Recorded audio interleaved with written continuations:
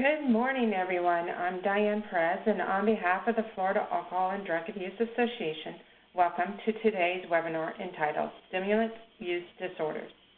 This webinar is being made available through a collaboration of the Florida Department of Children and Families Office of Substance Abuse and Mental Health and the Florida Alcohol and Drug Abuse Association. Please note that as an attendee, you are in listen-only mode and will only be able to view your name. If you have questions, please send them to the presenter and me, the host, by using the Q&A panel. The button to open the panel is usually located on the upper right side of your monitor.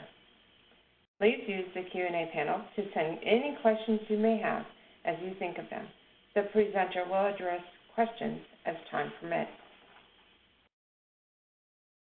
Our audio is broadcast through the internet to your computer.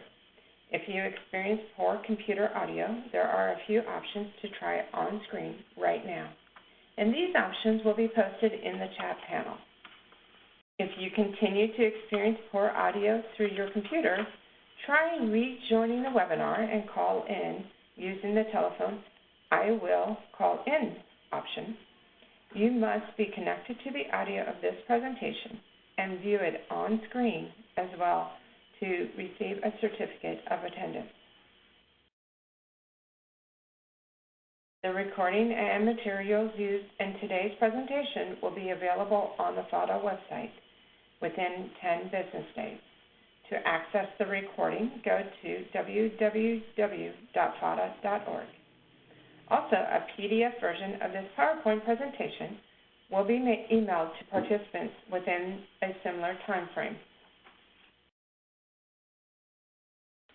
FADA produces many webinars and workshops through the support of the Florida Department of Children and Families. To help participants track credits earned through attendance, we host an online community that provides a personalized digital journal where participants can maintain statements of credit for webinars and workshops taken through the Florida Alcohol and Drug Abuse Association. At the end of today's webinar, the web browser will direct everyone to an evaluation form on the FADA website. You will first need to register or sign in to your account to complete the evaluation. Information you provide FADA as part of registering remains confidential. Statements of credit will be posted within 10 business days after the evaluation closes in individual professional development journals for persons completing the evaluation and attending the full webinar. Completing the evaluation is necessary to receive CE credit or to access your statement of credit. Do note that the evaluation will close at midnight on Monday, March 18th. 1 to 2 continuing education credits are available for participating in today's webinar for persons licensed through the Board of Nursing, the Board of Clinical Social Work, Marriage and Family Therapy, and Mental Health Counseling, and for persons credentialed through the Florida Certification Board. If you are a licensed healthcare practitioner, be sure to include your Florida license numbers for reporting to CE Broker when you register with our site for the first time. If you are certified with the Florida Certification Board or licensed outside the state of Florida, you don't need to provide your certification number when you register with our site. Please note that WebEx monitors arrival and departure of attendees and provides a report upon completion of the event. We are not permitted to provide contact hours or a certificate of attendance if you do not attend the entire webinar. We are not permitted to provide partial credit. And now, I would like to introduce our presenter, Gabriela Zapata-Alma, is the Director of Policy and Practice for Domestic Violence and Substance Use at the National Center for Domestic Violence, Trauma and Mental Health, as well as adjunct faculty at the University of Chicago. Gabriela brings over a decade of experience working with survivors of domestic violence and other trauma, providing direct services, training, advocacy, and consultation, and leading programs using a trauma-informed approach, motivational interviewing, harm reduction, gender-responsive care, housing first, and third-wave behavioral interventions. Gabriela has been recognized with numerous awards, including Health and Medicine Policy Research Group's 2018 Health Award and the Illinois Association of Addiction Professionals Chapter of NADA 2017 Rising Star Award. Gabriela has provided training and technical assistance related to serving marginalized communities impacted by trauma and other social determinants of health locally, nationally, and internationally. And now, I'd like to welcome our presenter, Gabriela. I will turn the presentation over to you.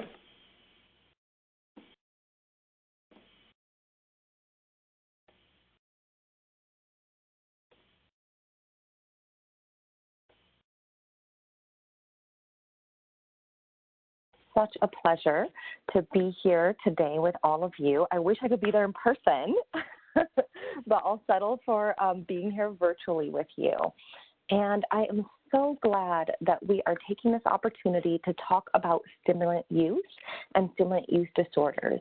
I think that something that's really been concerning a lot of us in the field is losing sight of other substances that are becoming very concerning, and that we certainly are in the grips of an overall overdose epidemic, not only an opioid issue, that, fatalities related to overdose are really climbing for all kinds of substances, and that we certainly don't want to find ourselves in the grips of a huge issue with another substance by becoming too kind of focused on just one.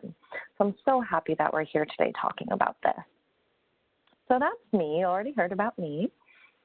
And so our objectives for today, we're going to really look at the prevalence of stimulant use disorders locally and nationally, including the presence of stimulants in our current overdose epidemic. We're going to take a mini dive into the neurological mechanism of action of stimulants and the resulting syndromes of intoxication and withdrawal. I won't get too scientific, but really just skimming the surface of understanding how stimulants work within our bodies and our brains. And then we're going to move into identifying health promotion strategies for health risks that may present alongside with stimulant use disorders. And then we're going to round out the morning by reviewing evidence-supported treatment options for stimulant use disorders. And we'll be taking a small break about midway through. So first, looking at some of the data and trends around use, stimulant use disorder, and then the tragedy that is the fatalities. So in looking at rates of cocaine use, here we see trends comparing Florida, the general region of the South, and then overall United States. And we see that there have been a few times over the past almost 20 years that Florida has been slightly higher than kind of the average, both in the U.S. and in the South. And we're seeing that, especially now, in an increasing trend. Now, if we look at this data specific to age, we see a pretty different picture here. And so by age group, we see that it's really our young people who are most impacted by cocaine use, specifically our 18 to 25-year-olds, consistently higher than our other age groups. Part of this can be explained by, that's typically an age group and a life stage where substance use, as well as more kind of riskier patterns of alcohol use, such as a heavy alcohol use pattern or a binge pattern, are more prevalent in general. But it also really tells us where we need to be focusing some of our prevention as well as our outreach and intervention services. Now, this is a newer measure, And so this is why you see only a very, very small amount of data, only 2 years of data on this measure. So this is perception of risk for using cocaine, meaning how risky do people think it is to use cocaine? And this measure, collecting this data, is based on theory that people will be less likely to try and to use cocaine if they think that it's risky. And so kind of the theory here is that if people don't think it's risky, then they're more likely to try it. And so, here we see it looks like most people ages 12 and older see cocaine use as risky. But let's take a closer look. So if we are looking at this, again, based on age group, we see a little bit of a different picture. Now, here's what's concerning. We see the perception of risk decreasing, meaning less people think it's risky to use cocaine within our young people. So there we see in the 12 to 17 as well as the 18 to 25 decreasing perception of risk. Now, this could mean increases in use by younger people down the road. Now, another new measure is looking at the rates of methamphetamine use. And it's really surprising to me, I'm sure it's surprising to a lot of you as well, that we've only really been tracking this for a couple years as its own kind of category. So we only have a couple years worth of data, and we see an upward trend, but it's very, very slight. So if you look at the y-axis, the vertical axis, you're seeing that it's less than 1%. So very, very slight at this point. But taking a closer, and here, comparing to kind of the U.S. as well as the South, we see the Florida rates of use are actually slightly lower. So that's great. But while they're slightly lower, we see that use is decreasing on average in the United States as well as the South, whereas we see the Florida trend is increasing. So while it's lower, and that's a good thing, we want to keep it lower, we do want to be aware of the fact that it seems to be increasing at this time.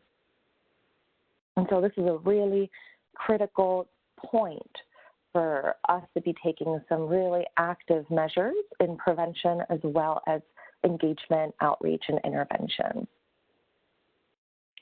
And then looking at this by age group, a more concerning trend becomes apparent in that we see a much more marked increase in our young people, again in that 18 to 25 range. So this is something to really pay close attention to and be developing programs that really outreach, engage, and are responsive to the needs of younger people.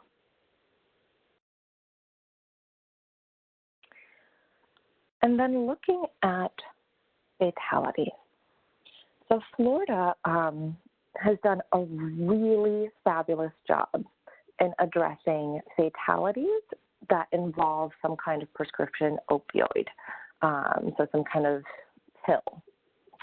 And we've seen some of the decreases related to fatalities when it comes to medications that are opioid-based.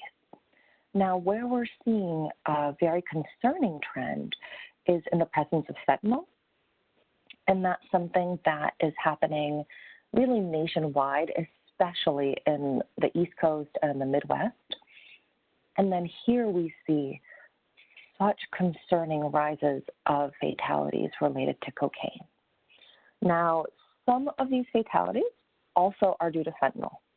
And so something we're going to talk about today is that when we talk about opioid overdose prevention and helping people to recognize opioid overdose and reverse it and having them making sure that they have access to the reversal medication, naloxone, that we cannot skip this material and this information when we're working with somebody who does not have an opioid use history. Because fentanyl is an opioid and is showing up in our cocaine and our methamphetamine. So that's extremely important that anyone who may be exposed to, around, using any kind of illicit substance is receiving that opioid prevention, education, and counseling. And then here's just another way that we can look at the data of cocaine-involved deaths, and that in Florida, and that we're seeing a really dramatic upward trend. And then looking at methamphetamine-involved deaths, while initially lower than cocaine, right? So with methamphetamine, we're at below 100 for several years, for close to a decade, whereas cocaine has always been higher because of higher rates of use. We're seeing a really stark increase starting around 2013, 2014. And this is exactly what our opioid-related fatalities started looking like in the very beginning, just this very, very stark increase all of a sudden. So I'm really happy that all of you are here today and that we can really make sure that we're having these conversations together. So that was the data. Now looking at how stimulants work. So the neurobiology of use, and then the syndromes and features of intoxication and withdrawal. And something to keep in mind here whenever I think about the neurobiology of use is that we don't really get high on the drug itself. We get high on the reaction that the drug causes within our brain. So we get high on our own brain chemicals. It's just that the drug interacts with our neurons in a way that then produce that intoxication. So the quickest and simplest kind of brain function description. So we have neurons, and they communicate using chemical messengers. And different chemicals carry different kinds of messages. And then when we have, a chemical imbalance for any reason, it creates imbalance in those messages, which then translate to our thoughts, emotions, perceptions, feelings, and the way that we are able to kind of process information as well as engage in creating goals and organizing our behavior around those goals. So sometimes we talk about executive functioning and kind of cognitive skills and cognitive strengths. And so that's something that I think is actually quite magical about treatment, is that many times by just creating that inclusive, supportive environment and trusting and trustworthy relationships where people feel seen, heard, and valued, that has an impact on our brain chemistry. So that's, I think, one of the most beautiful things about treatment and therapy. And so we have our brain reward dopamine pathway. And so the neurotransmitter activity in these circuits are very important for natural rewards, including things like food, music, sex, other kinds of connections and relationships. And so these are things that help us feel that sense of reward. Most substances that that create kind of a disordered pattern of use have a pretty strong effect on our dopamine pathway. So here, we're kind of comparing our dopamine release on the left, you see, while eating food. So you see this is the space between the neurotransmitters at their synapses. And we see that some dopamine gets released, and then whatever isn't kind of taken up by the dopamine receptor gets taken back up by the pre-synaptic neuron. So whatever dopamine doesn't get used kind of gets reabsorbed by the original transmitting neuron. Now on the right, we can compare that to what it can look like while using cocaine. So we see a couple things happening here. First off, very clear to see, there's just a lot more dopamine. It's really flooding the system. And then something else that happens is you see these kind of like red kind of balls. They are blocking that top neuron, the presynaptic neuron. They're blocking it, so then the dopamine that doesn't get immediately absorbed by the receiving neurotransmitter doesn't get kind of reabsorbed. So it kind of stays out there to create kind of a more flooding of that dopamine. So we're seeing where that euphoria and that reward comes up with a substance like cocaine. And so looking at, so cocaine, we talked about how it increases release of dopamine and prevents reuptake. With amphetamine and methamphetamines, also increases the release of dopamine, but it does so primarily by, it enters that presynaptic neuron, so the one, if we were using that picture from the last slide, the one that's kind of on top where the dopamine is flowing out of. So it goes in there and it forces the dopamine out. So a little bit of a nuanced difference in how it's acting on our neurological circuitry. And then I'm sure we've all, either ourselves or with people we've served or people that we know and love, have noticed the connection that can be very commonly found between cocaine and alcohol. I remember working with one gentleman when I provided some psychoeducation. He was in recovery and on the path of recovery from rock cocaine and alcohol use. And when I, with his permission, provided some psychoeducation on how cocaine and alcohol interact, it was such an aha moment for him. And he was able to share with me, that makes so much sense for me. There have been times where I've turned down cocaine because there hasn't been alcohol, and vice versa. I've turned down alcohol because there wasn't cocaine. And so for him, that knowledge was really powerful in understanding how these two substances interacted in his disorder and how that informed his path of recovery. And so cocaine and alcohol actually bind to make a new substance, cocaethylene. And this happens when it's being processed by our liver, and it's a toxic substance that's produced by our liver, enters our bloodstream, and then binds to the same receptors as cocaine.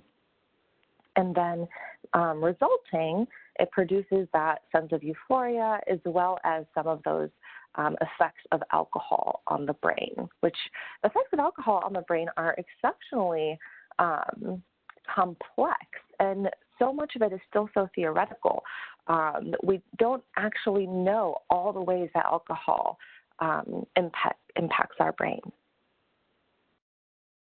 And so some things to notice with the combination of cocaine and alcohol is that sometimes people have described that they will use for much longer periods of time, that the alcohol kind of takes the edge off some of the unsavory or unwanted aspects of the cocaine euphoria, and that people may also consume much larger amounts of alcohol because they're not feeling some of the drowsiness that comes with alcohol, some of the kind of central nervous depressant symptoms that come with alcohol. And so as you are already aware of or already kind of putting together, this can create a much more risky recipe for someone's pattern of use if it's leading them to use higher amounts and for longer amounts of time. And so comparing methamphetamine and cocaine. So some things that we know. Methamphetamine is man-made, whereas cocaine is derived from a plant. The intoxication period, if we're looking at smoking methamphetamine, it's much longer. It can last 8 to 24 hours. And so this is where we can really see some really, longer kind of and potentially more riskier outcomes in people like not showing up to work, not being able to engage in major role obligations with family and school and work and within their community. Whereas with cocaine, we see that intoxication, that high, lasts about 5 to 10 minutes when smoking it. And so that doesn't mean that there's less risk. There just is sometimes some different kinds of risks that get involved. For example, a financial risk of people kind of going out, purchasing more, using more, purchasing more, using more, or if not purchasing, obtaining through other means that have other kinds of risks involved, both health risks and legal risks. And that we may see folks engaged in this kind of cycle, again, for a long period of time, but the readministration of the substance can present a different kind of risk. With methamphetamine, we see that the half-life, so 50% of the drug, is removed from the body, is metabolized in 12 hours, whereas cocaine, that's 1 hour. Now, what we know is things that tend to have shorter half-lives is that the intoxication and the withdrawal sometimes can be much more intense because it may be leaving our system much more quickly. And then we can see then the potential for physical dependence, or what some people might call the addiction potential, might be higher, because it's leaving our body and we're kind of crashing much more hard, it's much more uncomfortable, potentially. Methamphetamine, there's really very limited medical use. And with cocaine, we see that is more commonly used as a local anesthetic. So just some differences to keep in mind. And then when it comes to the syndromes and the symptoms that make up the syndrome, we actually, in the DSM-5, look at cocaine and methamphetamine under the category of stimulant. And so here, we're going to see clinically significant problematic behavior and psychological changes. So we might see that euphoria that we talked about, or affective blunting. So people can become very kind of non-responsive and non-responsive and they're not showing much emotion or mood, and not like in a comatose way, although that can also happen, but that's not what I mean by affective blunting. And so people just might not be real emotionally responsive. We can see changes in sociability. So some people sometimes may become very sociable, very talkative, and some people may become more withdrawn. And that can tell us about some level of anxiety or nervousness potentially that they're experiencing. And then hypervigilance. People may have a sense of needing to really kind of watch out for themselves, really feeling nervous, anxious. We might see some interpersonal sensitivity. So people may become offended a lot more easily, or may kind of respond in ways that have a higher degree of emotional escalation. We can see increases in anxiety, tension, or anger. Stereotyped behaviors are when we see kind of a repetitive, often physically observable behavior. An example is kind of rocking back and forth or pacing. So that's what we mean when we're talking about that stereotyped behavior. And then impaired judgment, all which develop during or shortly after the use of a stimulant. In addition to those, we will also see at least a couple of these following criteria. tachycardia or bradycardia, which is going to be related to a heart rhythm. Pupillary dilation, so our pupils become larger in our eyes. The black part of our eyes kind of become much larger. And what we might notice is that someone is exhibiting some light sensitivity. Elevated or lowered blood pressure, so kind of either one. Perspiration, so sweating or chills, nausea or vomiting. We may see people losing weight, and that can certainly be an important indicator, especially if we're not seeing folks, all the time, or they may not be coming to us while they're experiencing intoxication. One thing we may notice is weight loss. But of course, weight loss can be due to a few different things. It could be due to depression. It could be due to just overall physical health. And so we certainly don't want to make any assumptions around someone's substance use, but this is something that could be something to keep in mind. Psychomotor agitation or retardation, so meaning that someone's movements may be very kind of agitated. For psychomotor agitation, you may see like bouncing of legs, kind of wringing of hands, for example, or retardation, meaning that their movements have become much slower. And typically, people don't realize that they're moving slowly. It's usually the people around them who notice that they're moving slowly.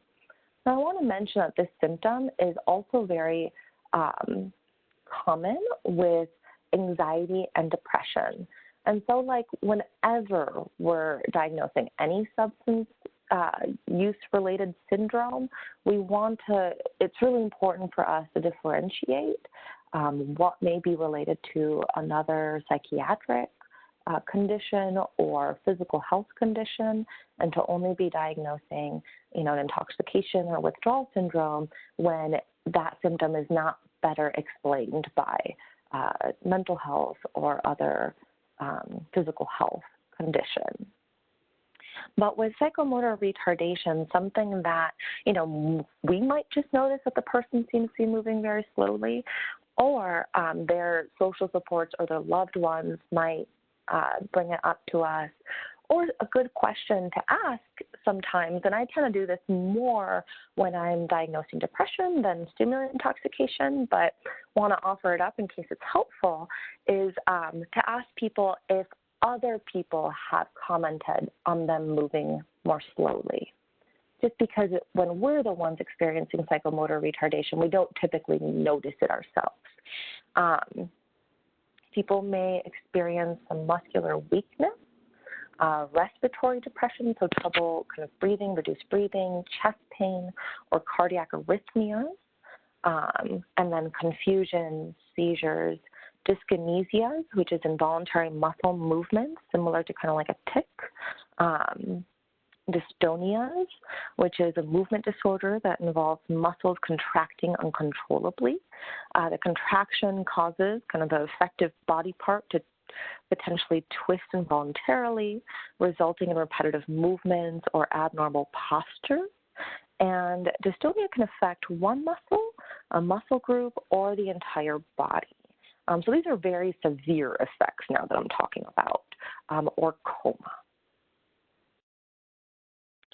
Now, with stimulant withdrawal, this is going to be a syndrome that follows the cessation of or reduction in a prolonged amphetamine-type substance, cocaine, or other stimulant use. So we have a potential to see a dysphoric mood. So people are feeling kind of real low. They're not feeling great. They might have a case of the blues. They might just feel real down or real uncomfortable, not just physically, but kind of emotionally uncomfortable. And this can develop within a few hours to several days after ceasing or reducing use. People may experience fatigue, vivid, unpleasant dreams, sleeping too much or not sleeping enough, kind of having trouble sleeping. We're going to see some of that increased appetite because the stimulant use often decreases appetite. Then as it works its way out of our system, we're going to see folks start eating again.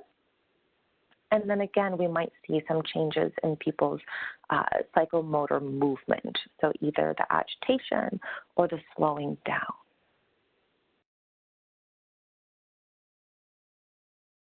Oh, we got through that first part rather quickly. So I can actually take some questions now, if there's questions about anything we've covered so far.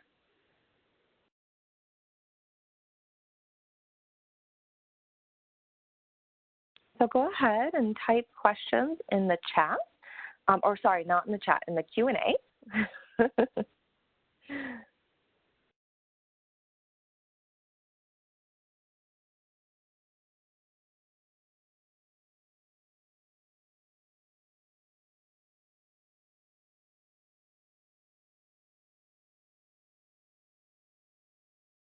One thing I'll mention too about the withdrawal is that sometimes the dysphoric mood shows up as a really, really intense boredom. And I think that we don't kind of talk about that enough. And so, so with the intense boredom, I remember I was reviewing an intake that we had done when I was the director of a substance use treatment center. And in reviewing the intake, the counselor was sharing with me, you know, the person going through the intake kept like kind of sighing and rolling his eyes and just kept remarking on how boring the intake was. Part of it is understandable, right? We have a long intake process that might not be the most fun thing for someone to go through, especially when they're just looking for help and not necessarily looking to tell us their whole life story. But as she was describing this gentleman's presentation, and we hadn't yet gotten to what substance he had been using and seeking support and recovery from, and I just kind of stopped her and said, you know, by any chance, was his substance, was one of them a stimulant? And she said, yeah, absolutely, cocaine. And I said, okay, when was the last time that he had reported using cocaine? And she had said, oh, just yesterday, the day before the intake. And I said, so that actually could be very well a sign of withdrawal for him. That, yes, our intake might not have been, you know, the most fun thing he's done in the past month, and the way that he is kind of expressing that verbally and non-verbally could be related to that sense of intense boredom that has to do with, that may be related to withdrawal. Oh, this is a great question, Sherry. Do the individuals experiencing the slowed motor behavior feel others are moving too quickly? That's a great question. I found that typically, if it's only psychomotor retardation, they won't necessarily notice others moving too quickly unless it is something really obvious where, like, you're walking down the street together and they're walking more slowly and everyone's kind of going ahead of them. Then they might feel that others are moving too quickly. But when someone is feeling some of that kind of general fogginess of the withdrawal period, they might feel like others are moving too quickly for them, like that it's kind of overwhelming in that way, but more because of the cognitive fogginess. On the other hand, if someone is experiencing really kind of fast cognitive processes because of intoxication, then we may come across as talking too slowly to them, and they may become kind of impatient with us. And then another question here from Craig. How long can the withdrawal symptoms last versus the post-acute withdrawal symptoms they might experience? Great question. And post-acute withdrawal symptoms is something that I find we used to talk a lot more about when stimulants were much more commonly used. And I found that in the past few years, we haven't been talking about them enough. And so here with the stimulant withdrawal diagnostic criteria, we're really talking about that acute withdrawal syndrome, which can be, which can really, they can start within a few hours to several days, and it could last to several days. There's going to be different aspects that are going to contribute to the length of that acute withdrawal, depending on pattern of use, other health conditions, nutritional factors, things like that, as well as their environment, of course, and just what kind of symptoms are coming up with their withdrawal. But that said, the post-acute withdrawal symptoms could last, and there we're just talking about more of that general malaise, that general dysphoria, that general sense of intense boredom, and that could potentially go on for weeks. And people can feel like, well, what's wrong with me? Why am I not kind of back to normal? And so I think that it's a huge area for our field to explore through research and to get a better sense of, both quantitative and qualitative research to get a better sense of people's experiences during that post-acute withdrawal period, and just so incredibly important for us to be able to provide fact-based psychoeducation around it so that people can feel like what they're going through is something that makes sense given, right, is validated given the fact that they have recently ceased use. And that psychoeducation is so important also for relapse prevention, so that people can understand that this isn't going to last forever. We know what this is, and this is what it can look like for a variety of people. You're not alone in this, and it's going to get better with the passage of time, and this is what you can kind of look for, and this is what can help. So thank you so much for that question, Craig. So Amanda, once dopamine is gone, it's gone. Is that correct? So our brain is such a fine-tuned machine. This is my brain telling you that, right? But our brain is such an incredible organ that it certainly will have some kind of safety controls in place where you can certainly get to a place where it's like, okay, this is as flooded as we're gonna, as we can get, and we need to kind of hit a ceiling effect. Sure. I wouldn't say that it's gone, and it certainly, our brain is incredibly elastic. So we also see that with periods of non-use, our brain kind of recalibrates itself and returns back to, and really, if someone has experienced some of the effects of longer-term use, our brain will kind of recuperate that earlier functioning. And so that's, I think, something really important to take away, is that any kind of effect from longer-term stimulant use is something that is temporary, and that with recovery, the brain is incredibly elastic and heals itself.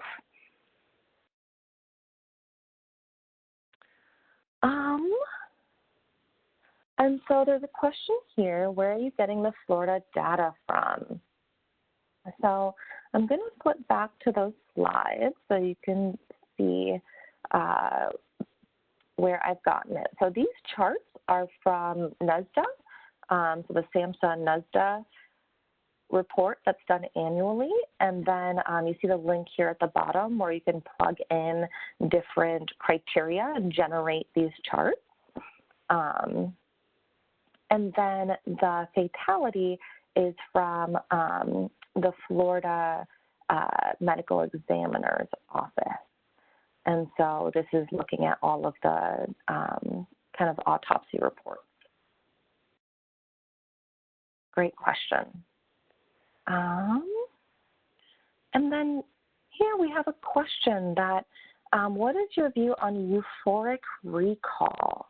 So that's a term that is new for me. I'm not quite familiar with that term. And so I'm sorry I'm not able to answer that question, but my email is in the slides. And so if you want to send me over an email at some point with your question, I'm certainly happy to look into it, or maybe we can have a conversation and you can tell me a little more about what euphoric recall typically means.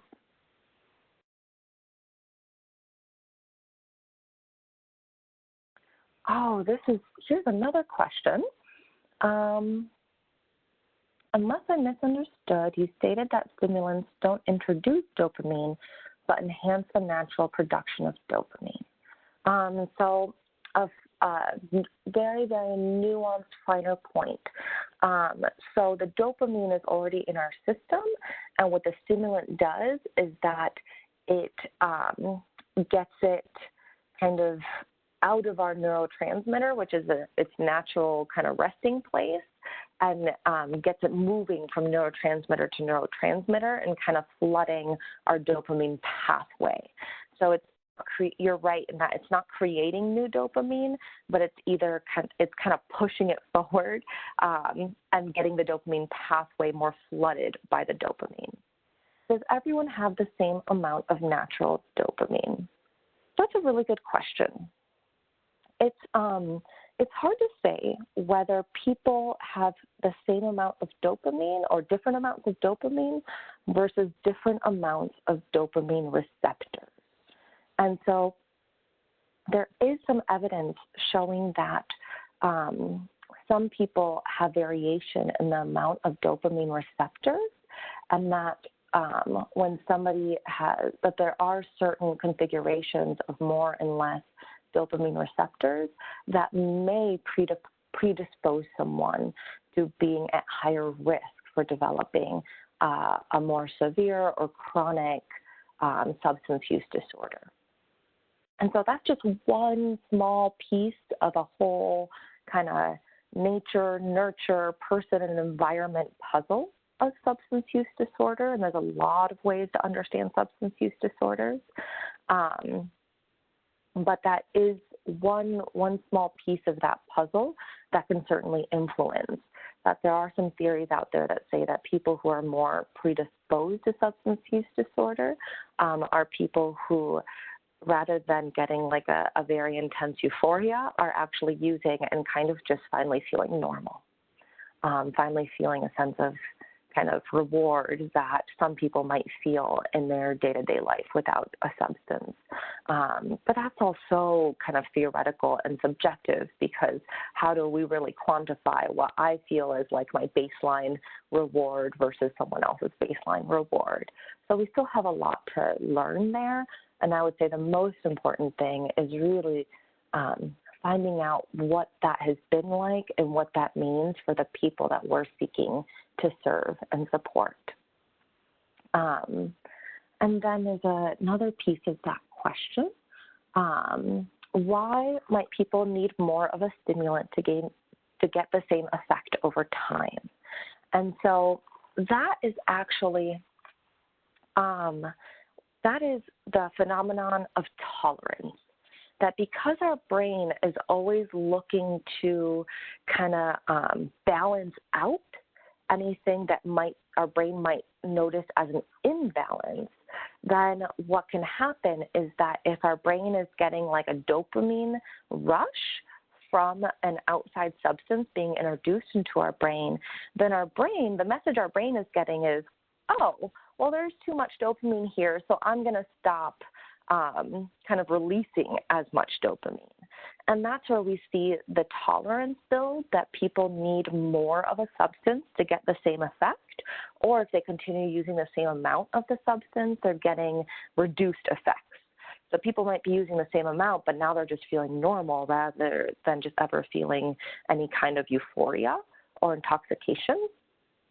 And then that also is very closely linked with the withdrawal. All right. Well, thanks so much. I'm so happy that we had this moment for all of these questions. Such amazing questions.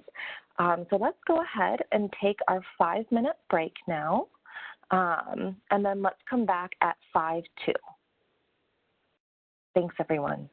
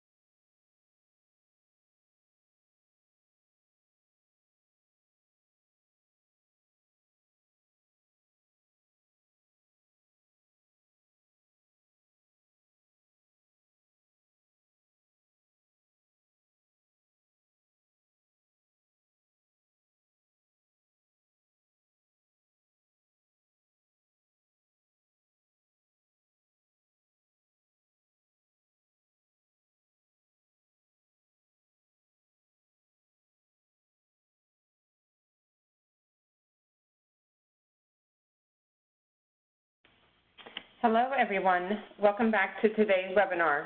Gabriela, if you're ready, I'll turn the presentation back over to you.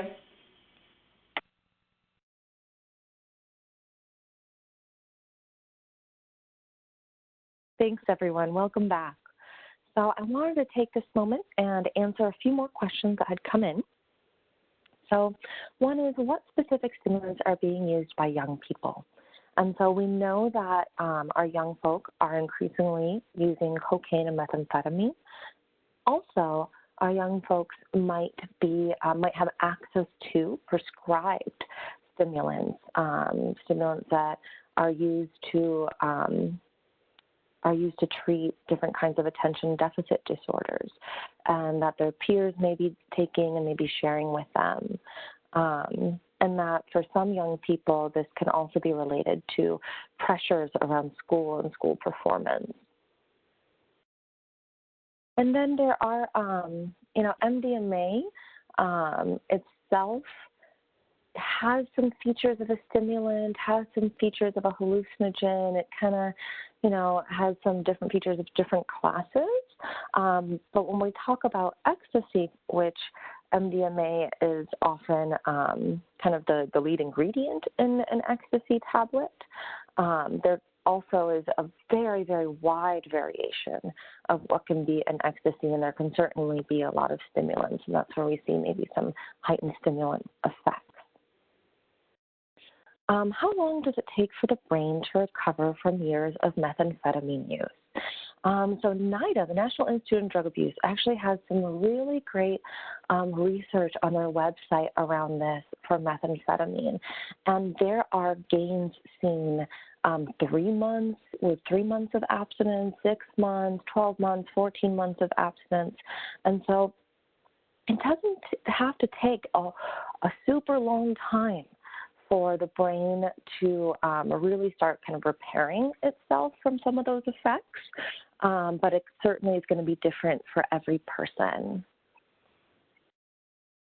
And then, here's a great question. I was wondering why some people choose to use stimulants while others use drugs that suppresses their system, so kind of depresses their system.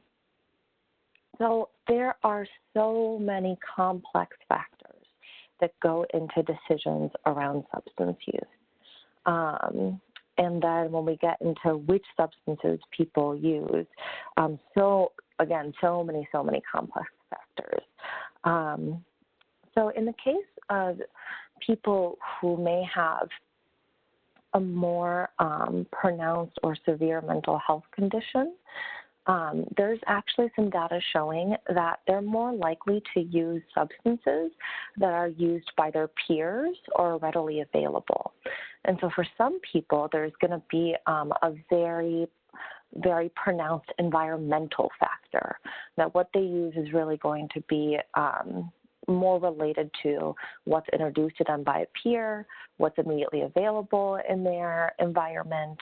And we also know that women often tend to start using substances when that is introduced to them by a romantic or intimate partner or very, very close kind of friend or relative, a much more closer relationship. And so there's going to be a pretty important environmental factor there. I would say that a lot of people actually end up using both stimulants and depressants, but may use one more primarily and then use the other one to kind of even out their experience or kind of help come down from their intoxication. But it's very common for people to use more than one substance. And then, a lot of it, that's a really great question to find out, too, from the people that we're serving. So something that is so important is, here, and I'll put us forth a slide just to make sure that we know we're back from our break. Sorry about that. Something that's so important when we are doing our intakes as well as just providing treatment is having those conversations and getting a sense of what kind of led, what situational, contextual factors led someone into their substance use, What are some of those situations and internal and external factors that led to, lapse and any kind of return to use after a period of, someone having stopped using or maybe having more managed use, as well as it's so important to ask people, what did you get out of your use, or what were some things that you hoped to get out of your use, and how did that actually and what did you actually get out of your use? So I've worked with so many people that, have shared with me, well, when I use, I'm really looking for, a sense of enjoyment. When I use is the only time that I laugh and I can feel like, just like a lighter version of myself. And then when I ask them, and how does that how does that goal with your use match up with your experience? Do you find that lines up? And that really creates a space for people to reflect. And a lot of times what I find is that by the time that people have made it to me, right, to a treatment provider, that no longer is working for them. That use is no longer working for them in the way that they had either once experienced or once hoped for.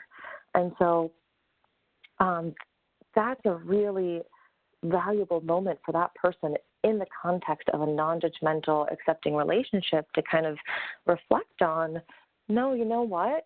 I haven't been laughing. I haven't felt like myself lately when I've been using. I've been feeling really anxious. I've been feeling really nervous, right? I'm not really getting what I want out of my use. And that all goes towards building that internal motivation for recovery. So thanks so much, everyone. We're going to actually go ahead and move forward. And so I hope that you hold on to any additional questions, and that I'm sure we'll have some time towards the end to get to those as well. And so looking at health promotion, strategies to increase health and reduce the risks and harms that may be associated with stimulant use. So looking at HIV and hepatitis prevention. People who use stimulants have a higher risk for other health issues, especially HIV and hepatitis B or C. And so here, health promotion counseling, it becomes a really essential tool in helping people to improve their health and reduce their risk. And so here I have an image from the CDC. It says Talk PrEP. I'd love to see so you can raise your hands, I think that's the function here, to raise the hand to show me if you've heard of PrEP.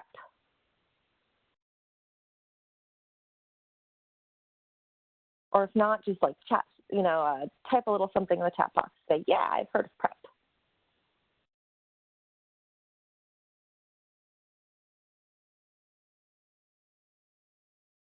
All right. Well, I am so excited that we get to talk about this then, because I'm not seeing that a whole lot of folks have heard of it. So PrEP, I think of it as kind of like the birth control pill, but for HIV. And so it's a medication that people can take daily that will prevent HIV. And so this is an incredibly important tool to help people have greater power over their health.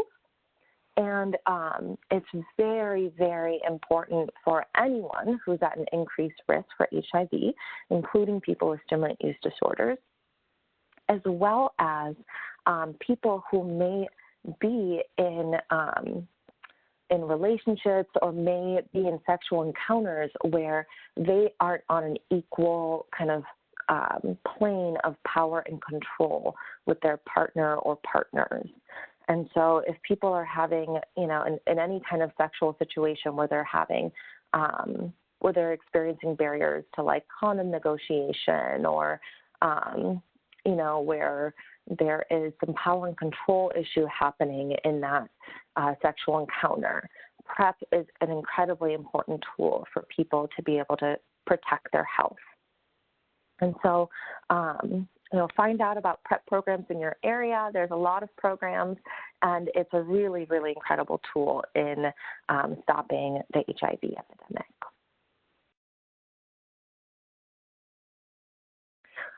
Something else I'll mention about HIV and hepatitis prevention is that so part of the reason that people are at higher risk is because people may, when their judgment is impaired, may make riskier choices around sexual practices that they may not have made otherwise if they weren't, experiencing the effects of a stimulant. There's also the factor that stimulants can be very drying to our system. And so naturally, our bodies will produce less kind of fluids that are lubricating. And when we don't have as much kind of lubricant, then we're much more likely to experience small tears due to friction. And those small tears can be entryways for HIV and hepatitis kind of viruses to make their way in. And that is not only sexually, but also if people are snorting. And so something around hepatitis prevention, especially with snorting, is if people can use, first of all, like no dollar bills ever, and then not sharing any of the materials that they use to snort, because so whatever material they use, which is kind of a single person, single event kind of material, it could be a straw or any other kind of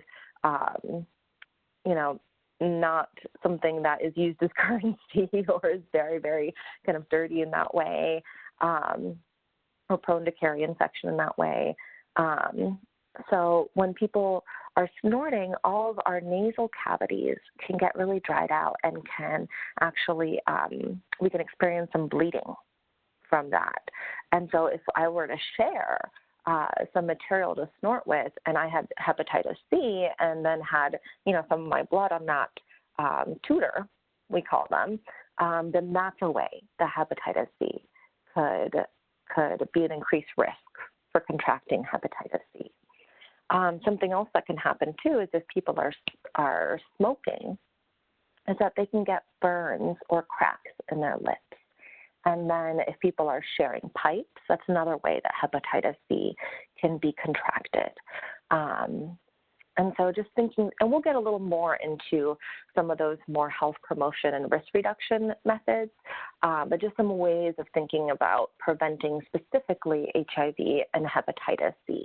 And then, of course, we know about always using a new syringe every time and not sharing any needles for any purpose, whether it's for using drugs or taking, using hormones or steroids or doing a piercing, like never sharing any kind of needle. And then HIV and hepatitis treatment. So for those who may already be impacted by HIV or hepatitis B or C, stimulant use can really exacerbate their condition. And so health promotion counseling also supports people to engage in their routine medical care. And so we know with HIV, it's incredibly important that if people are prescribed HIV medications, that they have a very high level of adherence to their medications, so not missing those medications. So this can look like, medication adherence counseling, helping people to set different routines and reminders to reduce the risk of missing any doses, routine blood work, routine medical care, helping people find providers and doctors that they can talk openly with and who are going to hear their concerns. So I worked in the HIV field for over a decade, and I once was working with a client who his doctor had said to him, well, your medications aren't really going to work right if you're using crystal methamphetamine. And that relationship wasn't felt as kind of supportive by the client. And so his takeaway from that interaction had been, well, I guess there's no point in me taking my HIV meds because I'm still struggling with crystal methamphetamine use. And I highly doubt that was the message that the physician really wanted the patient to take away. And so we're in a really unique position as treatment providers, as support staff, to really help clients get the best use and build effective, positive, patient-centered relationships with their physicians. And that can look like us making really good relationships with physicians, knowing which physicians tend to treat the, people who may have substance use histories or active substance use with ways that are effective for them, that are with dignity and respect, with non-shaming interventions. Because at the end of the day, the last thing we want is people concealing their substance use and feeling like they can't talk openly with their doctor, because that's going to lead to much poorer health outcomes for them. So helping people to engage in routine medical care, including medications, as well as treatment and curing their hepatitis.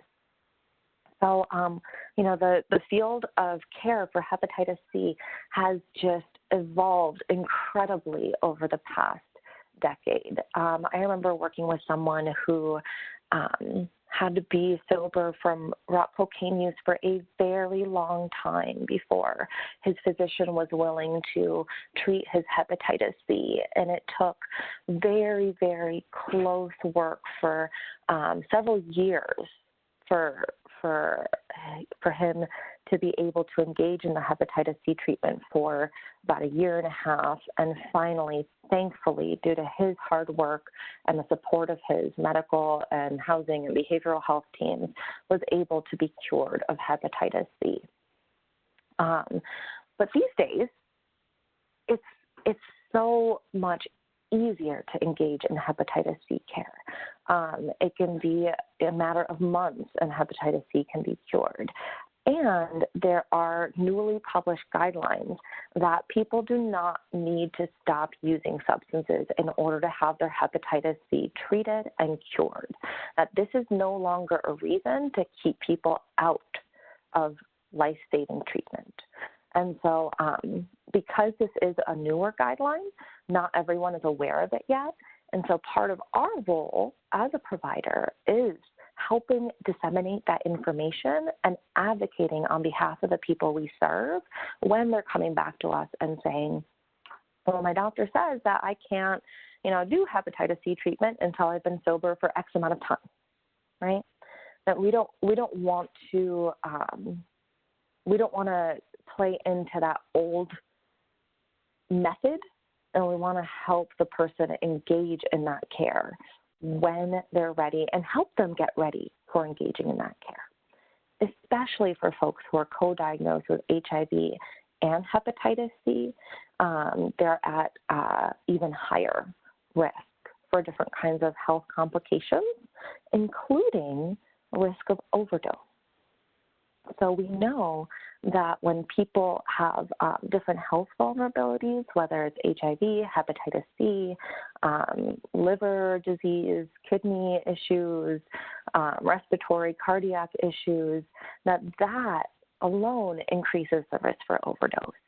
And so engaging in medical care around HIV, hepatitis, as well as any other kind of chronic health or other health issue is overdose prevention work. It's life-saving work. And so looking a little more closely at some of these harm and risk reduction strategies to consider. So here I have a slide from this website based in the UK that I am a huge fan of. It's KFX, and they have these images for all these different kinds of substances with spelled out harm and risk reduction methods.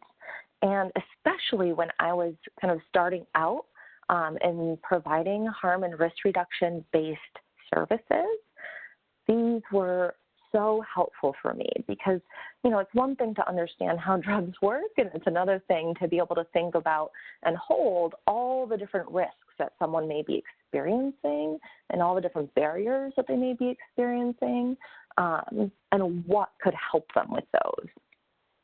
So, of course, these lists are not comprehensive, but these give us more of those substance-specific tips around harm and risk reduction.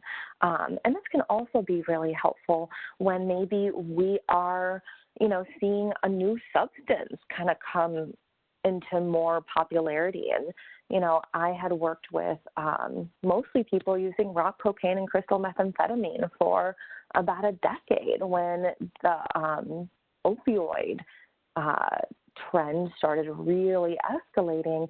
And while I had worked with some people who had opioid use histories, I had to kind of take a step back and really immerse myself in what it meant to practice harm and risk reduction with opioids.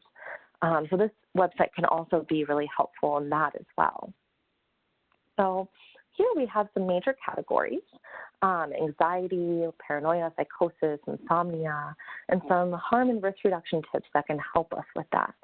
So some of these are really straightforward, like reducing the amount used, ensuring adequate sleep, awareness of our personal warning signs. And so getting a sense of what are some things that I might notice about myself or that other people might notice about me that could tell me that, I'm not all the way at a crisis, but I'm starting to get to a point where I need to slow down, where I need to take care of myself, where I need to seek out some self-soothing or comforting, or maybe, this weekend isn't a good weekend because X, Y, Z. So really helping people reflect on what are their own warning signs and become aware of those and help increase their decision-making around their use based on those warning signs. So someone might tell us, I always feel way more anxious when I'm at my friend's place because I'm just uncomfortable there, and it, reminds me of this other place, and I never know kind of who's going to walk in the door. There's people coming in and out, but I actually don't notice that I get that anxious when I'm in my own space with these specific people that I trust and know, right? So helping people really think through some of the context of their use and what are some of the things that help them with safer use. There's a fascinating study that came out this past year that it was a study in mice. So, of course, we don't know how closely it maps onto the human experience, if at all. But it showed dramatic shifts in the tolerance of mice based on whether they were using in an environment that was known to them, and I shouldn't say using because these poor mice don't have the choice of whether or not they use, whether they were, given access or administered the substance in a context that was familiar to them versus a context that was totally different or alien to them. And so when it was in a context that was familiar to them, in a cage, in an environment that was familiar to them, their tolerance was actually much higher. And when it was in a context that was totally new, unfamiliar, uncomfortable to them, their tolerance was much lower, and it really increases the risk for overdose. So keeping that in mind as we're doing that overdose prevention work also, and having a sense of, am I serving somebody that because of their circumstance, they're using in a different environment every day or every time they use, versus am I serving somebody who has a lot more kind of predictability and power over their environment, and what that might mean for their risk and how I can help them to reduce their risk. Of course, injecting complications. There are a lot of things that are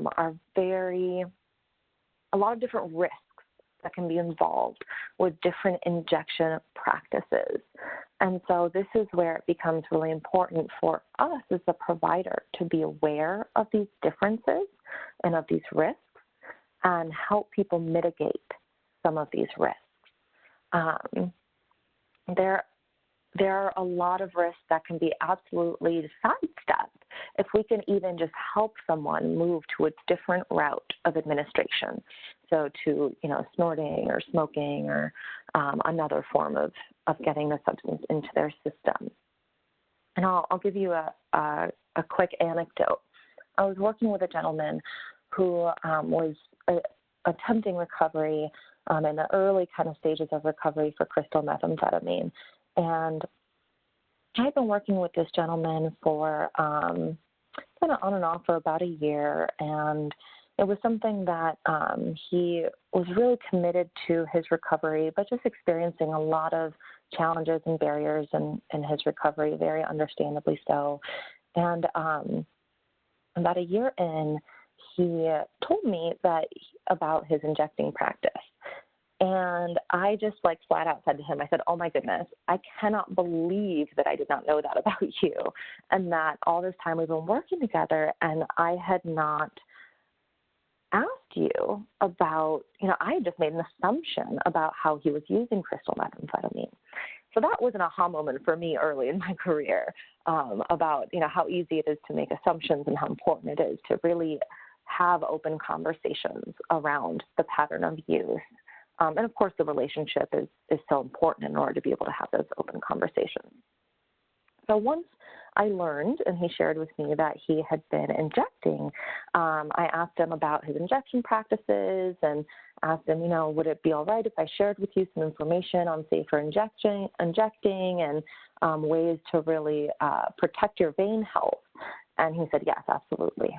And so we sat down to watch a video that's on this website, anypositivechange.org, around safer, protecting your vein and safer injection practices. And we sat down, we watched a really, really short video on exercises he could do, like squeezing like a ball to really help, his veins, because we don't want people's veins collapsing, right, and having like lifelong health issues because of it. And so after watching this video, so my goal was just to help him stay as healthy as possible while he was working on his recovery goals. And he turns to me after this video and he says, I never want to inject again. Watching that video right now with you just made me realize like what it is that I am doing, and I don't want to do that anymore. And just from that few-minute video that was just person-centered, non-coercive information sharing, helping him be as healthy as possible where he is in his life in that moment, was kind of just what he needed to take a really big step in protecting his health. And so I share that to say that, when we're helping people learn about safer injection practices, not only are we helping them stay as healthy as possible for as long as possible, but it's part of the recovery work. That when people don't have to hide from us, then they're much more able to look at what their goals are and how their behavior does or doesn't align with those goals, because they no longer have to hide from us or feel shamed by us. I just wanted to share that anecdote. Here we see on this slide, moving forward, avoiding mixing with alcohol because of the toxicity in the liver. Health related to lips and teeth. Using a heat-proof mouthpiece for a pipe. So pipe, of course, can get very, very hot, especially as we know that rock cocaine high might only last 5 to 10 minutes, and so it's getting a lot of use potentially, especially if it's being used in a social setting, which is very often the case. And so we can help people not sharing pipes, and then using a heat-proof mouthpiece. You can actually use like a spark plug cover, very, very affordable. They're usually made out of this like rubber material, and you can just pop that right on the outside of a pipe. And then if people do still find the need or make the choice to share a pipe, they can still have their own mouth cover. Helping people to use lip balm, using a steel gauze so that pieces of those gauze don't end up kind of breaking off and getting inhaled. Cardiac health and cardiovascular health is very important. Not mixing with other substances. If someone already has a predisposition towards cardiac and cardiovascular health, then really supporting them and taking care of their cardiovascular health and helping them think through. And again, from a non-coercive, non-judgmental place, kind of what they can do to protect their cardiac health. And then, of course, we can't say enough how much good nutrition, water intake, taking a multivitamin, right? All of these things are so important for health promotion. Looking specifically then at cocaine powder or amphetamine powder. So you'll see here a lot of the same kind of very similar health issues, and so very similar kinds of risk reduction and health promotion strategies. Some things to keep in mind, of course, is if somebody is inhaling through kind of nostril or, putting any of the powder on their gums, what we call the buccal region, is to kind of rinse those areas after use so that we can really reduce some of the harm that the substance is having on those tissues. There's some different practices when it comes to injection. But here we see a lot of the same kind of, cardiac, anxiety, appetite pieces that are still very important, similar to raw cocaine. And then here we see, of course, also some of those sexual pieces, which are true for any substance, including alcohol. Helping people make decisions around their sexual health, having unfettered access to sexual health promotional items. Having big baskets of condoms, lube, dental dams, different kinds of condoms, whether it's for the inserting partner or the receptive partner, whether it's for oral sex versus vaginal or anal sex, that having a variety, finding out what people like, right? If you find in your condom basket that a certain kind of condoms are always the first one to go missing, and then these kinds of condoms are the ones that are always left over, get more of the ones that people want, right? And keeping them in places that people don't have to feel like they have to ask for them or that they have to grab them in front of the whole world. So I love putting baskets out in restrooms where people can just kind of discreetly grab them and not have to actually ask anyone for them. And that we really want to have that, create that unfettered access for condoms, as well as talk with people around risk reduction methods for if and when they do not use barrier methods. So condoms being barrier methods. So we talked about HIV prevention, the PrEP pill already. There's also, ways of, limiting the number of partners, or there's something called kind of sero-sorting, which can mean a few different things. But, for example, an insertive versus a receptive partner might be negotiated based on HIV status. The use of sex toys, but also making sure that sex toys get washed and don't get used on multiple people without either washing or putting a condom on the sex toy, things like that. But, working with folks around sexual health promotion is very important for anyone who uses substances, but especially when there's stimulants. And I'll throw alcohol in there. We're talking about stimulants now, but I'll throw alcohol in there too. And then here, looking at amphetamine, a lot of the same kinds of risk and harm reduction methods.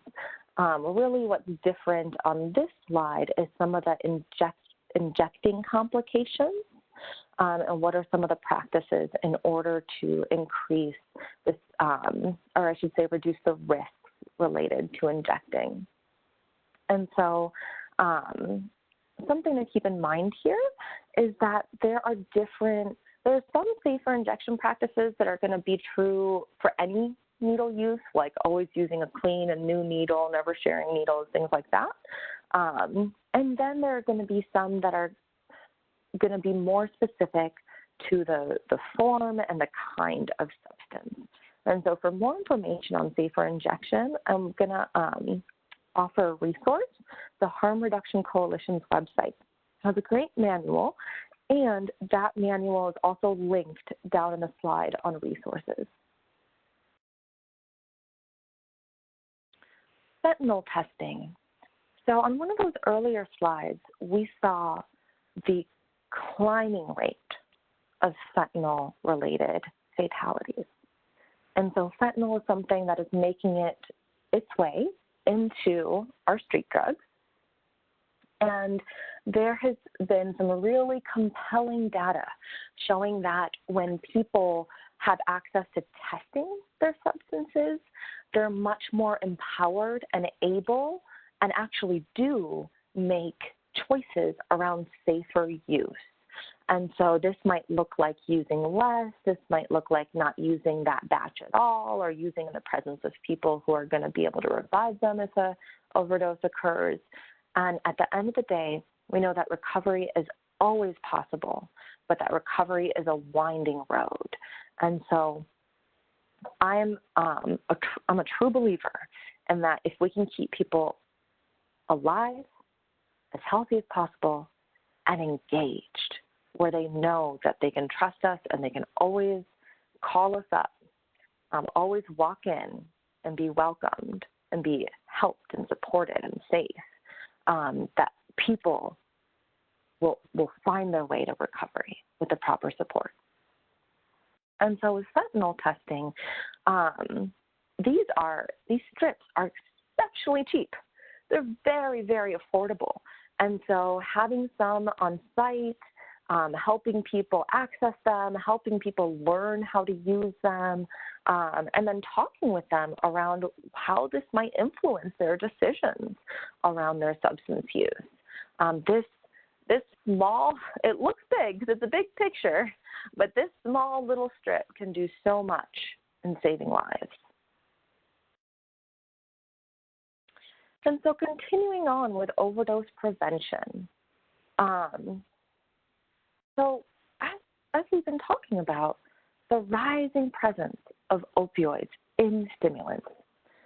And so naloxone, the opioid overdose antidote, is only effective in reversing overdoses that are due to an opioid, such as fentanyl or heroin.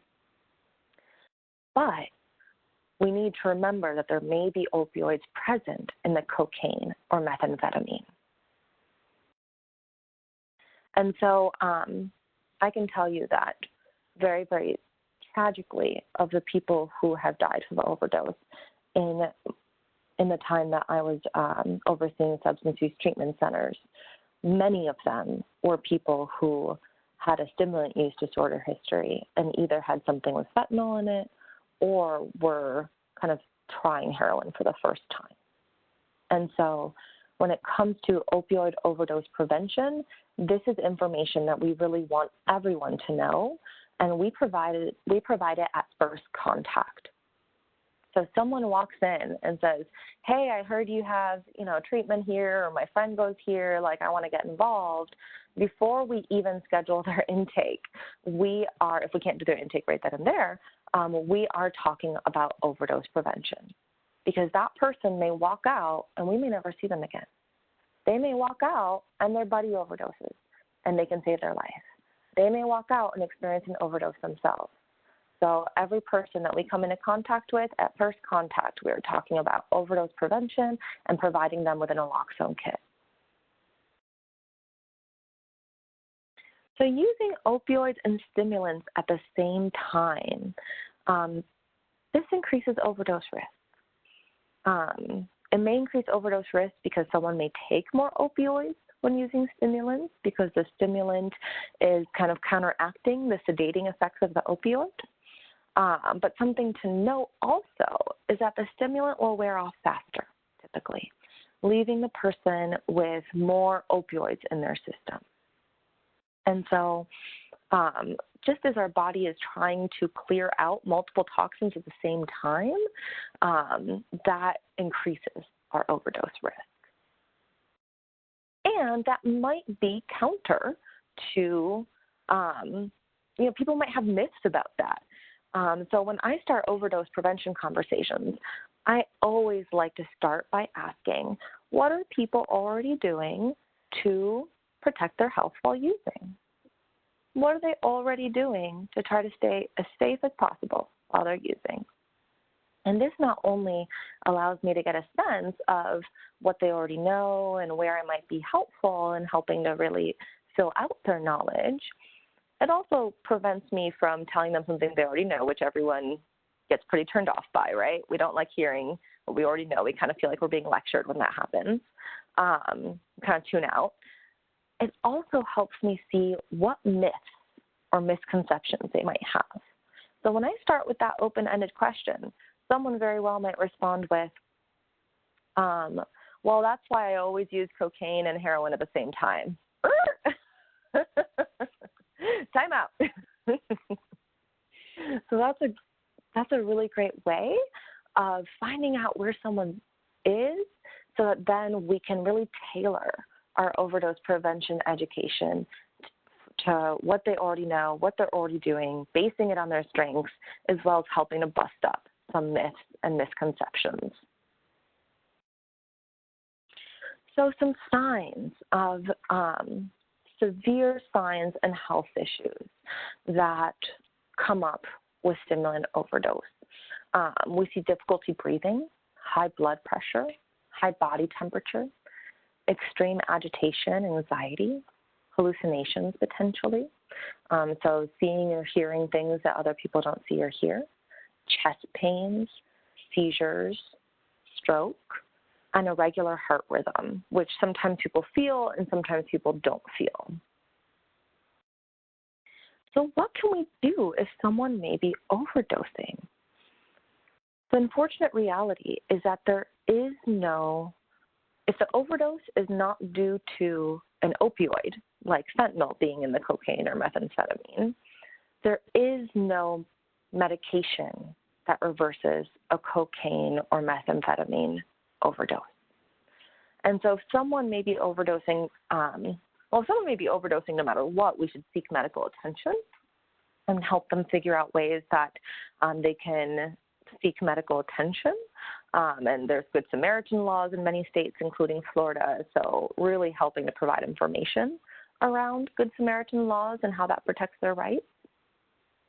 But, so also helping people understand that there's no amount of chamomile tea, there's no amount of,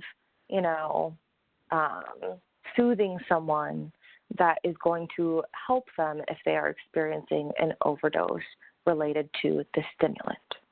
And so really what we need to do is be aware of the signs and seek medical attention, and emergency medical care specifically.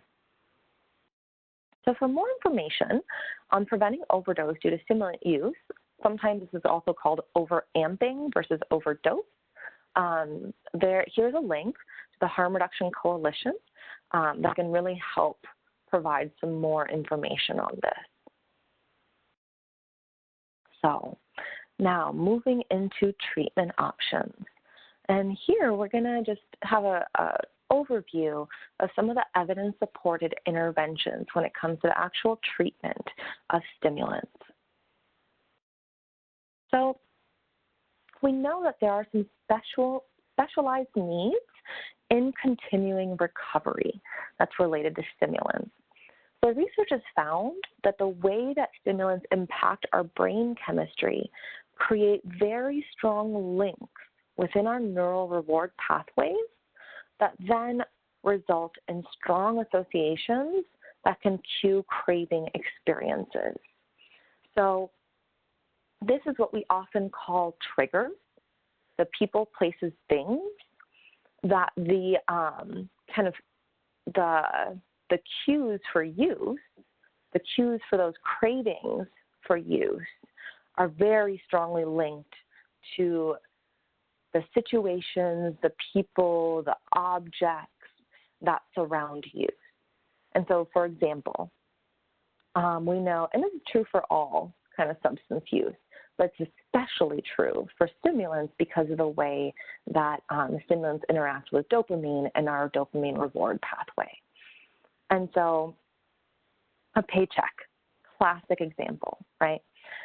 If somebody had a pattern where they would get their paycheck and then they would, that would kind of cue a weekend of partying or kind of several events of use, then that paycheck has very likely become a trigger. And so us needing to help people in identifying those triggers and making some continuing recovery plans to manage those craving experiences and help manage those triggers. So our treatment can be most effective when we are helping people learn new skills to manage these strong associations or these triggers, as well as building a life of recovery within the community. We know that the process of recovery is also one of rebuilding and rejoining community, and that for so many people, connecting with and developing a recovery support community is an essential part of their recovery, right? That recovery happens in community. And so tried and true cognitive behavioral therapy, which at its most basic form helps us to conceptualize situations and experiences based on the link between our thoughts, our feelings, and our behavior. And that when we can see the links between these three things, we can start to see thoughts as thoughts, we can start to see feelings as feelings, and rather than kind of reacting, we can see that link and then make better decisions and apply kind of the skills that we're learning to those different thoughts and feelings that come up. And there's a lot of different forms of CBT, but CBT at its most basic form is highly effective. And something that's lovely about CBT is that it's highly effective for so many things. So, so many of us have worked with people who are also experiencing symptoms of depression or symptoms of anxiety, or are also experiencing the effects of trauma, maybe even to the point of post-traumatic stress disorder. And CBT is something that has really strong evidence in helping people with all of those different kinds of conditions and so many more, including insomnia, including tobacco cessation. But especially for stimulants, CBT is very effective. And so relapse prevention therapy is a specialized kind of CBT that focuses on helping people recover. And so this includes skill building, and there's a whole lot of different kinds of skill building, from some of the classic things like drug refusal skills and anger management and emotional regulation, to also interpersonal and social skills, to also just leisure skills. I can't tell you how many times, and I'm sure all of you have had this experience too, of people just feeling like, well, if I'm not using, what do I do with myself? Using has really kind of organized the way that I move through my day. What do I do with myself instead of using? Or have come across someone who relapsed on their, sobriety anniversary, because this is how they have learned to celebrate, right? So not just leisure skills, but learning new ways of celebration and marking time. The practice of behavior chaining. So really looking at a use situation and being able to see all the different things that led to that high-risk use situation, and really helping then to coach someone on what are the things that they could do to prevent themselves from ever getting to that high-risk situation, to notice when they're getting to that high-risk situation way earlier in the process, right? Kind of takes us back to that saying, like, people relapse before they ever pick up, right? And the behavior chain is such an empowering way to help people build insight and knowledge and then apply the skills they're learning in order to have a better understanding of themselves and prevent future risky situations, and really enhance their continuing recovery. Craving management, and then, as I already mentioned, the prevention planning for risky situations. Now, relapse prevention therapy is something that I tell you I use with everyone I come across, but especially with stimulants, because we know that the trigger aspect of stimulant use recovery is so strong, this becomes an essential tool in our toolkit. And then the matrix model, which combines a lot of these different aspects. So overall, CBT-based, a combination of really person and their family and environment. So here we see that group counseling, individual and family counseling. The therapist uses an approach that is highly empathic with skills in cognitive behavioral and motivational approaches. That there's also an emphasis on mutual aid recovery support groups.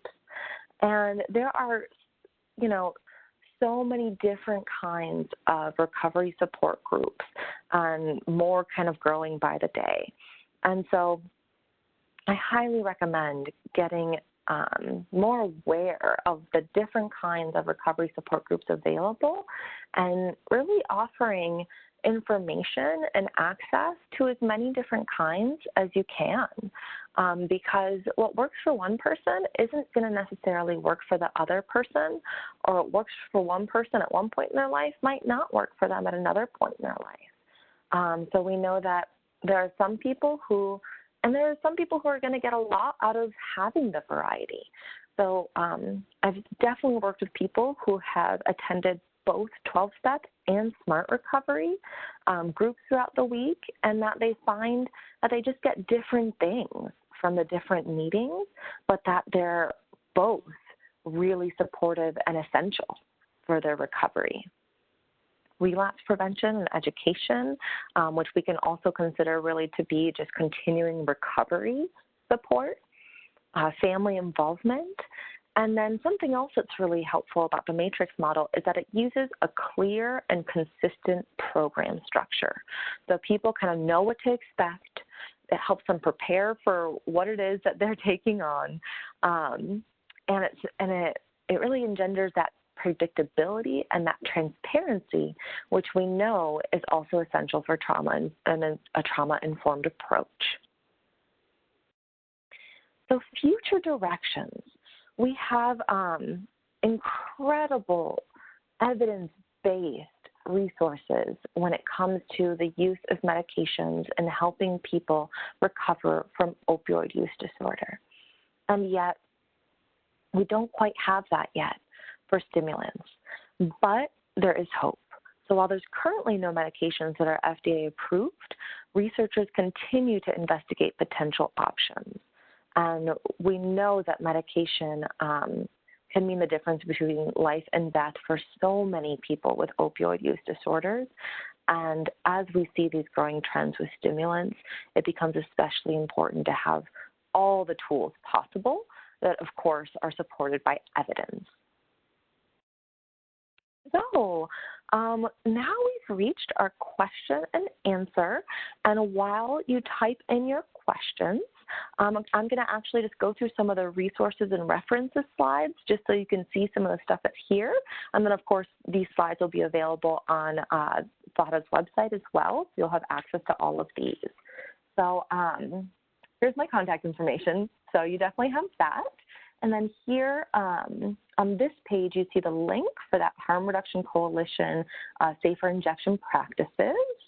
And then there's, here some information on fentanyl testing strips with a link as well. Of course, National Institutes on Drug Abuse, great resource. And then here for the matrix model, a whole host of manuals and resources. All right, so what are some of the questions that have come in? Let's see.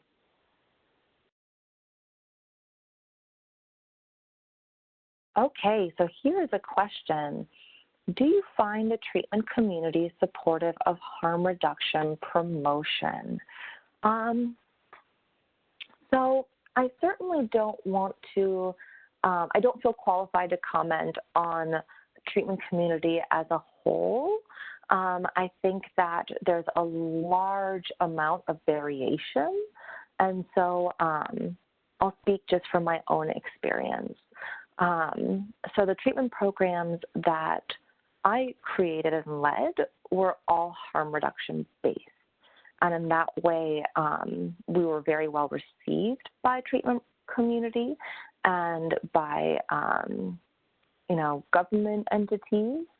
And I found through creating a harm reduction-based treatment center that there were a lot of other treatment centers who wanted to incorporate practices that we had been developing and making really a common and core part of treatment. So I do, just from my experience, see the polarization between like treatment versus harm reduction. I see that really going, really decreasing. And I see that harm reduction providers really want to engage more closely with treatment providers, and that treatment providers want to see people stay alive and stay as healthy as possible. And so I think that more and more we're seeing that really harm reduction is just an extension of recovery, just as treatment has a role in recovery, and that we're not in opposition, and that, just as harm reduction seeks to expand the level of a number of options and services for people all along the continuum of use and non-use, that as treatment providers, we really need to also, and really want to also be expanding the number of people who we can reach and effectively serve, and that if we are only targeting people who are in an action stage of change, data show that out of people who are engaged in substance use, maybe 10% are in an action stage of change. And so I think that as treatment providers, we're also very much called to expand our offerings in order to serve a greater amount of people. Oh, this is a great question. Is there any evidence that multisystemic therapy works for this population?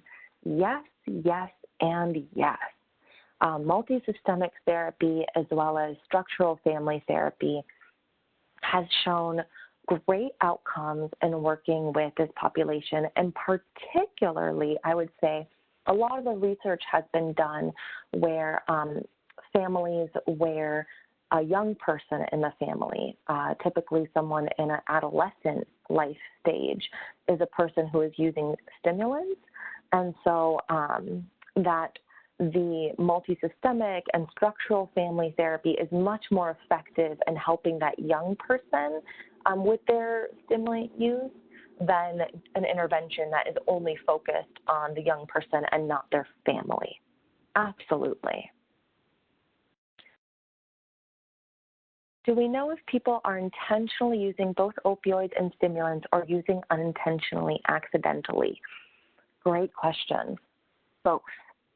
So some people are making decisions to use both in order to kind of even out their high, or if they feel, or in order to take the edge off or smoothen out their withdrawal, things like that. But there's also, because of the presence of fentanyl, there's also a whole lot of people who have no knowledge and no conscious decision to be mixing and are, using a stimulant with no idea that there is an opioid present in it. And that's where the fentanyl drug testing and drug testing of the substance, not of the people, but of the substance, is so important.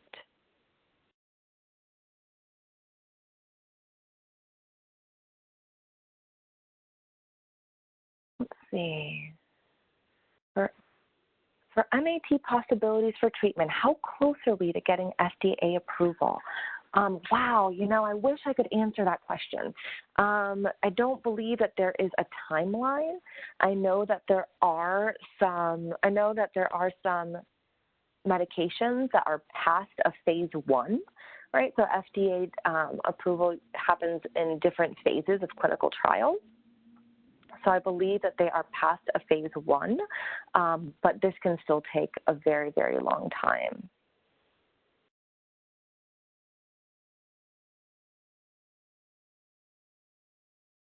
Let's see. What about education on long-term health effects of health due to long use of cocaine and amphetamine, and even how these health issues can affect them later years in recovery? Great question. So there is certainly a time and place for psychoeducation. And I would say it depends a lot on who we're serving. If we're serving adults, then I would say many times adults have already been exposed to this information.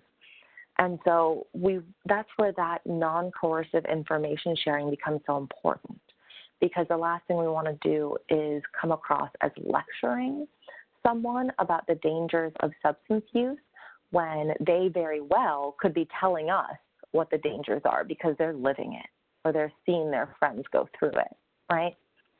So, and then with young people, I would say that there is, we're more bound to come across folks who maybe haven't had that exposure to information yet. But something that's interesting about young people is that they are very, very sensitive to grown-ups catastrophizing and kind of we can come across as lecturing about consequences when we might think that we're just sharing information and they're just like, yeah, whatever. You're lecturing me about kind of doomsday situations. And young people don't respond to anything that has to do with long-term because, and we were young once, right? So because more typical is well, that's not going to be me, or that wouldn't happen to me, or the kind of like, I'm indestructible kind of feeling, which is so normative during our adolescent years. And so those health consequences, those long-term consequences really have no effect and kind of turn young people off.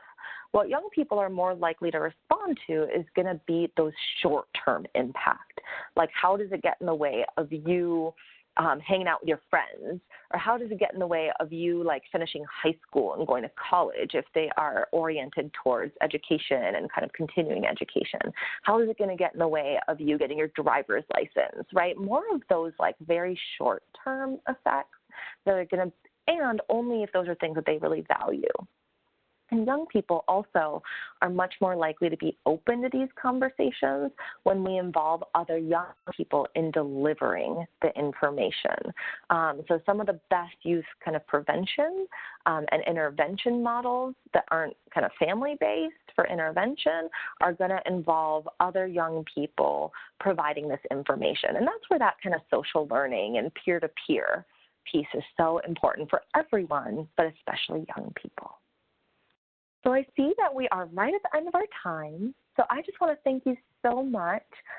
It's been so great to talk about you with this. Such great questions. And here is my contact information. Please feel free to reach out to me. My web address is on there. My website is not active yet. So someday it will be active, not yet, when I find the time to figure out how to make a website. But please feel free to reach out to me by email and add me on LinkedIn. Thank you so much.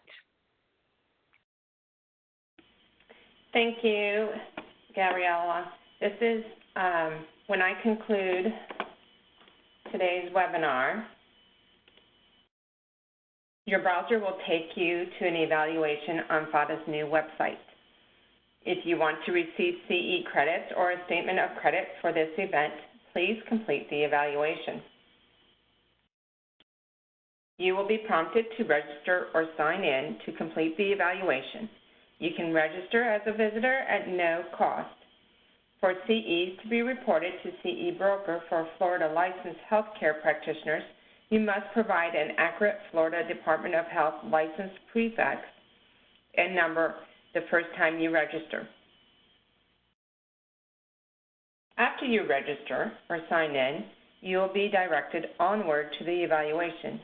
You may consider using the same email address when you register for webinars through our WebEx link and when you set up your profile in FADA's system.